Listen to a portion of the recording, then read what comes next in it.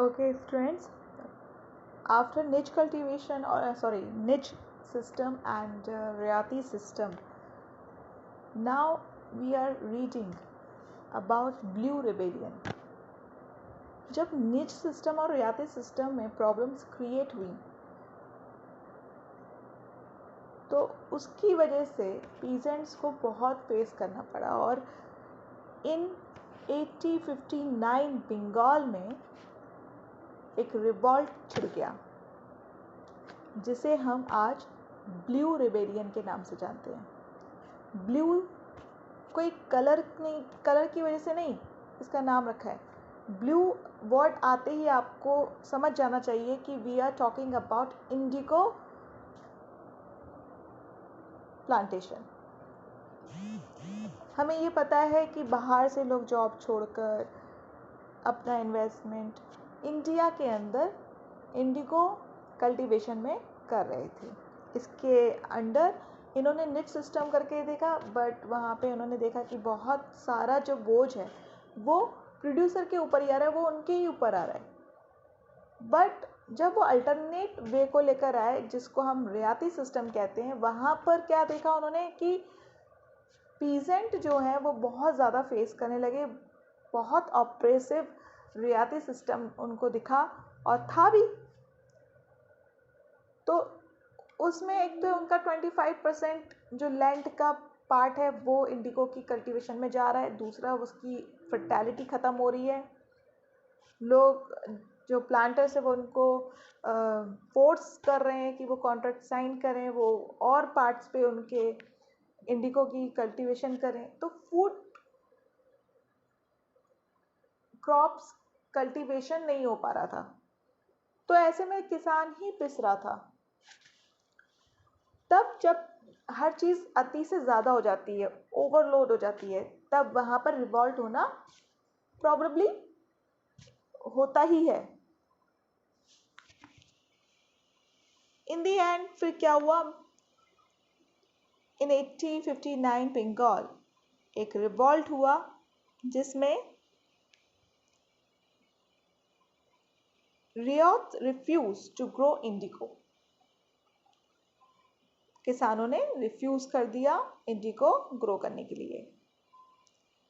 आप सभी लोग ग्राफ देख सकते हैं। ग्राफ में मैंने सब कुछ पॉइंट टू पॉइंट क्लियर किया है, सो हम उसी के थ्रू इस चीज़ को समझेंगे।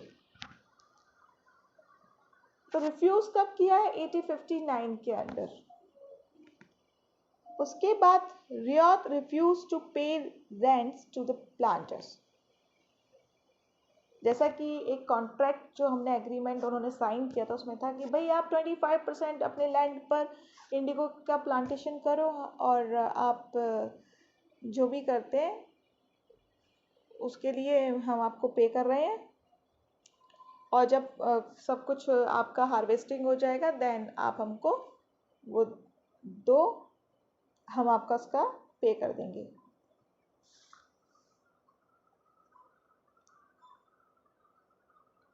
लेकिन यहाँ पे ये चीज़ हो रही थी कि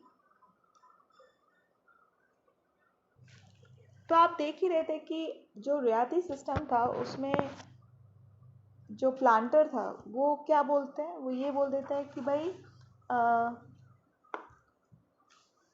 at the time the village headman was pressurized to sign the contract on behalf of the riot. Those who signed the contract got cash advance from the planters at low rates of interest to produce indigo.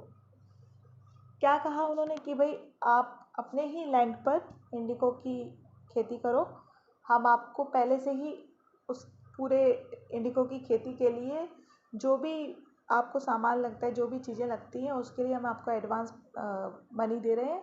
आपको बस अपने ही land पे खेती करनी है और ये money भी हम आपको बहुत ही कम लो इंटरेस्ट पे दे रहे हैं। तो शुरुआत में तो वो काफ़ी लालच में आ जाते हैं। उन्होंने कहा क्या जा रहा है, ले लेते हैं पैसा और 25% भी तो हमें खेती करके देनी है, हमें तो मुनाफा ही होगा। तो वो इस चीज़ में आ जाते हैं, लेकिन ये चीज़ उनको भारी पड़ जाती है। तो जो ये इंटरेस्ट जो उनको पे करना था, ये जो चीज़ जो रेंट उनको पे करना था, उस रेंट को रियात ने प्लांटर्स को देने से मना कर दिया। जब रिफ्यूज़ किया ना कि नहीं, हम इंडिगो की प्लांटेशन, अब हम इंडिगो की खेती नहीं करेंगे, जब ये डिसीज़न लिया प्लांटर्स ने, उस समय उन्होंने क्या किया, जो इंटरेस्ट था, जो पे उनको करना था किसानों को, प्लांटर्स को, तो किसानों ने उसको देने से मना कर दिया कि नहीं, हम कोई पैसा नहीं दे रहे अब आपको। Attacked indigo factories armed with swords and spears, bow and arrows. तब ये इतना ज़्यादा, मतलब पूरे बंगाल में बिल्कुल आंधी की तरह फैल गया ये रिवॉल्ट्स।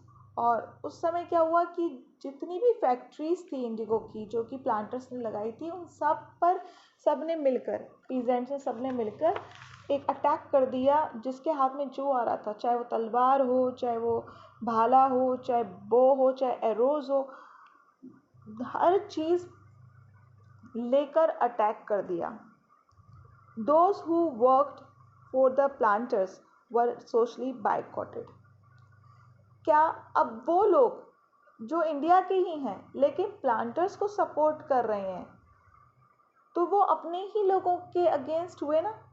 तो जो विलेजर्स हैं, जो पीजेंट्स हैं, उन्होंने ऐसे लोगों को बायकॉट किया कि हम इनका अपनी जाति वाति से सबसे निकालते हैं, ऐसे धोखेबाजों को हमें अपने पास नहीं रखना। बायकॉट करना, निकाल देना अपने जाति से, अपने गांव से बायकॉट करो भाई, ऐसे लोगों की हमें ज़रूरत नहीं है जो दुश्मनों से मिले हुए हैं। गोमस्थास who came to collect rent were beaten up. तो जो गोमस्थास है, मैंने आपको अभी आपके व्हाट्सएप ग्रुप पर एनसीईआरटी की बुक में से ये टॉपिक आपको भेजा है, द ब्लू रिबेलियन। आप उसको ही पढ़ना, उसमें गोमस्थास का भी लिखा हुआ है कि भाई एक बंदा था, एक एजेंट था ब्रिटिशर्स का, ये प्लांटर्स का, सॉरी ब्रिटिशर्स का भी नहीं कहेंगे, प्लांटर्स का था, जो कि ब्रिटिशर्स ही हैं लेकिन कंपनी से नहीं थे। ये लोग नॉर्मल जो जनता होती है ब्रिटिश में, वो लोग थे जो प्लांटर्स बन के हमारे यहाँ इन्वेस्टमेंट करने आए थे। तो उन्हीं का एक खरीदा हुआ एजेंट था जो उनके बिहाफ पर किसानों से उसको वो रेंट निकालना था। तो उसको जब भेजा गोमास्थास को कि भाई हमारे बिहाफ पर वो हट्टा कट्टा था काफ़ी, उसको भेजा, तो क्या हुआ, पीजेंट्स ने उसको भी मार भगाया, उसको भी खूब कूट दिया, पीट दिया। Not to sow indigo, not be bullied by planters लठियाल। तो यहाँ पे क्या हुआ, एक तो दूसरा, ना तो हम बोएंगे इंडिगो कि बीज नहीं बोएंगे, दूसरा हम बेवकूफ़ नहीं बनेंगे प्लांटर्स से। बुलेट मतलब बेवकूफ़ बना देते ना प्लांटर्स, कुछ ना कुछ करके, भाई नहीं ठीक है चलो यार ऐसे कर लो, ऐसे कर लो, और किसी तरीके से भाई इंडिगो की खेती करो, ये करो। लेकिन पीजेंट्स तो भड़क चुके थे, हम उनको नहीं पिसना आपकी किसी भी प्लानिंग में, तो वो बुलिट बनने को तैयार ही नहीं थे प्लांटर्स से। और लठियाल जो वर्ड है वो क्यों हम यूज़ कर रहे हैं, जो लठ लेकर चलने वाले लोग होते थे, लठ, वो तैयार कर लिए गए थे जमींदारों के द्वारा। जमींदार क्यों कर रहा था, क्योंकि कहीं ना कहीं एक टाइम पीरियड में ये जो प्लांटर्स हैं, ये प्लांटर्स एक तरीके से डायरेक्ट पीजेंट से कनेक्ट हो रहे थे, इनका पावर बहुत ज़्यादा बढ़ता जा रहा था, इनका प्रभाव ज़्यादा होता जा रहा था। तो जमींदार और जो हेडमैन होता था, जिसका रोल काफ़ी मेन था इंडिगो कल्टीवेशन में, वो कहीं ना कहीं कम होता जा रहा था। और सीधे जो प्लांटर्स थे वो कांटेक्ट में आ गए थे डायरेक्ट पीजेंट्स के, तो सीधी डायरेक्ट बात उनसे होती थी। तो यहाँ पे जमींदार और जो हेडमैन है उसको बात पूरी पता चलती नहीं थी, तो ये बात वो उनको बर्दाश्त नहीं हो रही थी कि यार ये तो डायरेक्ट मतलब कांटेक्ट कर रहे हैं। कहीं ना कहीं जमींदार और हेडमैन को प्रॉफिट हो रहा था ब्रिटिशर्स, ये प्लांटर से, अब वो प्रॉफिट उनसे रुक रहा था। तो ये भी क्यों चाहेंगे कि यार ये प्लांटर्स आके हमारे बंदों से बात करें, हमारे लोगों से बात करें और फिर ये प्लांटिंग करवाए। तो उन्होंने भी ये लठियाल मतलब जो लठ लेकर चलने वाले थे, गुंडे टाइप के आप समझ सकते हो, वो उनको हम बीच में डाल दिया कि और किसानों को भड़काओ और बताओ कि नहीं हम तुम्हारे पीछे हैं, तुम रिवॉल्ट करो। तुम इन प्लांटर्स को मार भगाओ, हम तुम्हारे पीछे खड़े हैं। ये कौन कह रहा है? ये जमींदार वगैरह, ये हेडमैन है, वो कह रहे हैं। पहले ऐसा नहीं था, पहले तो वो भी उनसे मिलकर सबसे कॉन्ट्रैक्ट साइन करवाते थे, राइट। पर जब उनको लगा कि पावर कम हो रही है तो वो भी कह रहे हैं कि नहीं, हम तुम्हारे साथ हैं, ये हमारे आदमी हैं, ये भी तुम्हारे साथ लड़ेंगे, तुम जाओ इनको रिवॉल्ट कर दो, अच्छे से समझा दो। But what gave them to the power to rebel at this point? ऐसा क्या था कि भाई इनको पावर मिली? तो ये पावर इनको इसलिए मिली थी क्योंकि जो जमींदार और हेडमैन थे वो भी लठियाल लेकर, मतलब जो लठ लेके चलने वाले आदमी थे, उनको लेकर उनको और उन्होंने मोटिवेट किया रिवॉल्ट के लिए कि लड़ो, हम तुम्हारे साथ हैं। तो ये एक पावर उनको एक जो कहते हैं ना कि एक तरीके से धक्का मिलना कि नहीं, हम तुम्हारे साथ हैं, एक पॉजिटिव उनको पावर मिली। तो वो उस ऑपरेसिव सिस्टम यानी कि रियाती सिस्टम जो भी था जिससे वो इंडिको कल्टीवेशन करवा रहे थे, ये एग्रीमेंट जो था, प्लांटर्स जो थे उन सब के अगेंस्ट लड़ने को तैयार हो गए थे।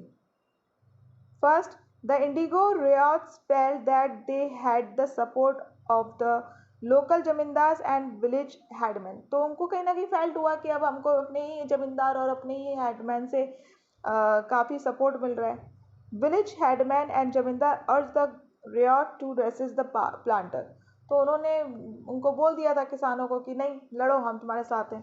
दे were unhappy with the increasing power of the planter. तो मैंने अभी आपको समझाया क्योंकि वो कहीं ना कहीं जमींदार और हेडमैन ऐसा क्यों कर रहे थे, क्योंकि वो खुश नहीं थे कि भाई प्लांटर्स जो है उनकी पावर बढ़ती जा रही थी। दूसरा, the Indigo peasants also imagine the British government would support them. तो जो किसान थे वो ये सोच रहे थे कि कहीं ना कहीं हमें ब्रिटिश गवर्नमेंट से सपोर्ट जरूर मिलेगा। तो ब्रिटिशर्स क्या सोच रहे थे कि वो पहले से ही बहुत वरीड थे। British government was already worried after of 1857, क्योंकि अभी 1859 में ये इंडिगो का जो भी प्रॉब्लम था वो खड़ा हुआ, ये रिवॉल्ट भी बन गया। तो इनको एक डर लगा कि कहीं ऐसा ना हो कि 1857 की जो रिवॉल्यूशन हुआ था वो कहीं दोबारा मतलब शुरू ना हो जाए, क्योंकि इन 1857 में सबसे बड़ी क्रांति हुई थी, रिवॉल्यूशन 1857 जब बोलते हैं 1857 की क्रांति, रिवॉल्यूशन ऑफ 1857। उसमें आपने देखा था कि झांसी की रानी भी थी, तात्या टोपे, नाना साहेब और बहुत ही सारे जितने भी फ्रीडम फाइटर्स है, उन्होंने एक ग्रुप बनाकर अंग्रेज़ों को उखाड़ना चाहा और बहुत लड़ाई हुई थी उस समय। ये तो आपको एक 10th में भी आगे पढ़ने को मिलेगा, सॉरी 10th में नहीं, आपको आगे आने वाले टाइम में अभी चैप्टर्स में आपको मिलेगा। ब्लू रेबेलियन के बाद गांधी का भी मतलब आना होता है, वो आपको 10th में मिलेगा कि चंपारण का कैसे हुआ। अभी हम ये देखते हैं। तो 1857 का आप वॉर आपको पढ़ने को मिलेगा। तो उस समय अंग्रेज बिल्कुल देश से बाहर निकलने ही वाले थे, ये इतना बड़ा रिवॉल्ट था। लेकिन उस समय हमारे ही बीच में रहने वाले कुछ गद्दारों ने हमें धोखा दिया था, तो वो उस वजह से पूरा की पूरा रिवॉल्ट अपने सक्सेस नहीं हो पाया। तो उनको, ब्रिटिशर्स को एक डर था कि कहीं ऐसा नहीं हो कि 1857 में हमारे साथ जो हुआ था वो फिर से कहीं 1859 में ये रिवॉल्ट इस तरीके का शेप ना ले ले। तो possibility of another popular rebellion, मतलब फिर दोबारा कोई रिबेलियन ना छिड़ जाए, इसके लिए क्या हुआ, ब्रिटिशर्स ने एक बंदा भेजा जिसका नाम था लेफ्टिनेंट गवर्नर भेजा। उनका नाम मैं आपको बताती हूँ, जो अभी मैंने आपको उसमें दिया हुआ है, एक मिनट।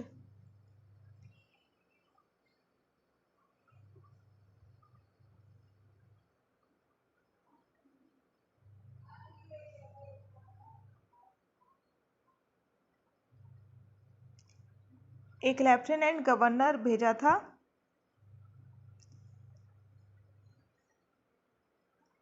और उसने उस क्षेत्र को, जहाँ भी ये रिबेलियन चल रहा था, उस क्षेत्र को पूरा टूर किया।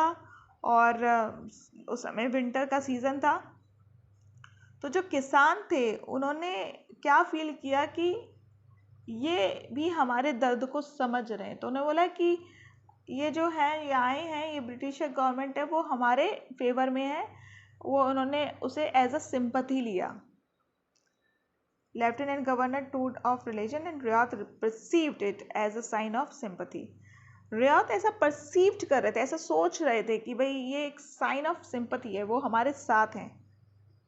बट ये जो रॉन्ग इंटरप्रिटेशन है of magistrate Ashley Eden's notice, तो ये जो एक वैन इन बरासत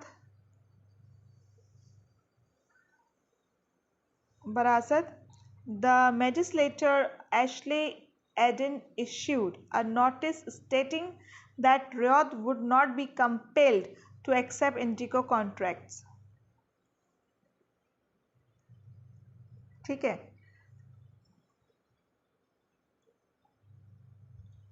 तो जो मैजिस्ट्रेट थे ब्रिटिश गवर्नमेंट के एशले एडन, उन्होंने एक नोटिस जारी किया। उसमें लिखा हुआ था कि Riyadh would not be compelled to accept, stating that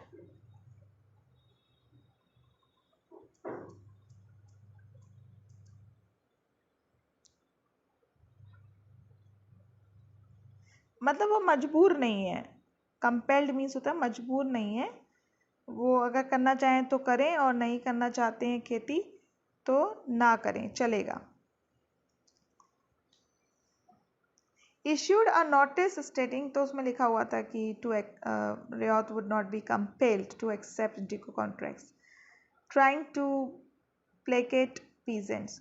तो ये एक तरीके से वो पीजेंट्स के भावनाओं को कंट्रोल कर रहे थे कि भाई ये किसी भी तरीके से कैसे भी हो हमारी इन बातों को सुनकर कंट्रोल हो जाए, ये रिवॉल्ट कहीं बहुत ही भयानक शेप ना ले ले।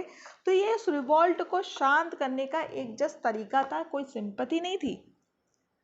हमारे किसानों ने उनको एज अ सिंपैथी लिया, but his action was read as a support for the rebellion. तो उनका जो ये एक्शन था वो सभी किसानों को ऐसा लगा कि नहीं, ये हमारे बारे में सोच रहे हैं, हमारे हितों के बारे में सोच रहे हैं।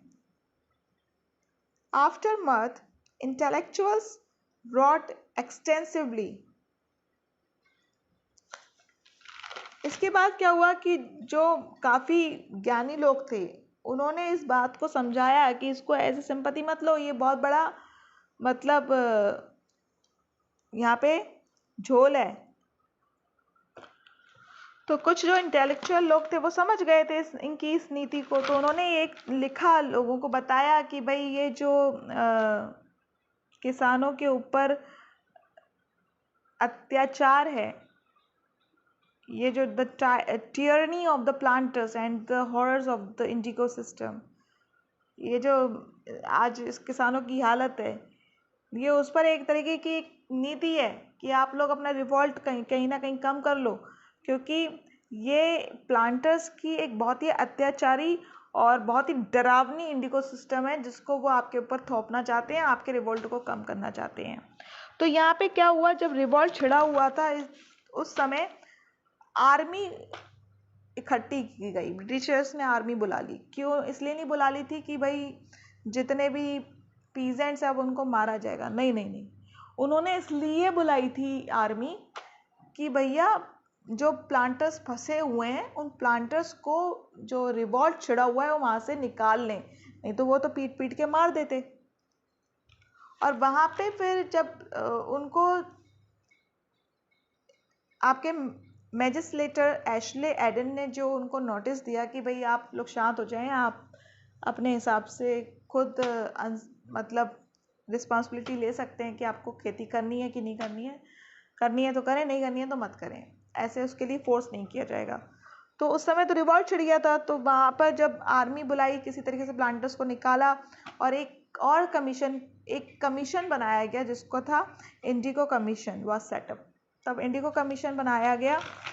अब इस इंडिगो कमीशन में क्या आउटकम्स निकल के आए भाई, उस समय तो इन्होंने पता था कि अगर हमने अब इनकी बातों को नहीं समझा, इनकी भावनाओं को नहीं समझा तो पक्की बात है प्लांटर्स तो मरे ही मरे, हम भी मरे। और कहीं 1857 जैसा कहीं रिवॉल्ट छिड़ गया तो उसके भी आसार में उनको पता थे कि पहले ही हमारा पूरा देश निकाला हो ही रहा था, अब ये दोबारा रिवॉल्ट कहीं छिड़ ना जाए। तो कहीं ना कहीं प्लांटर्स को गिल्टी ठहराया, उनको क्रिटिसाइज्ड किया उनके इस भयानक तरीके के लिए, और जो उन्होंने पीजेंट्स के ऊपर किया था। बस उन्होंने ये बोला कि भाई आप एक काम कर दो, आप आगे से इंडिको कल्टीवेशन के लिए आपको कोई फोर्स नहीं करेगा, पर अभी जो आपने कॉन्ट्रैक्ट ले रखा है बस उसको आप फिनिश कर दो, उसको कहीं ना कहीं ख़त्म कर दो और इनको उनका वो दे दो रेंट, और आगे से आप इनका इंडिको कभी भी भविष्य में मत ग्रो करना, चलेगा। तो ये आउटकम्स निकल के उस कम्युनिटी में से आया। तो किसी तरीके से बंगाल में इंडिको कल्टीवेशन रुक गया, लेकिन ये प्लांटर्स जो थे वो तो कम नहीं थे, ये सेम अपनी तरीका पॉलिसी लेकर कहाँ चले गए, बंगाल से सीधे बिहार में चले गए, और फिर बिहार में इन्होंने वही नीति के साथ, उसी प्रॉब्लम के साथ उन्होंने बिहार में भी ये चीज़ स्टार्ट की। और जब बिहार में ऐसा हुआ तो वहाँ पे महात्मा गांधी इस चीज़ के अगेंस्ट सामने आए, और एक नया मूवमेंट स्टार्ट हुआ था चंपारण का।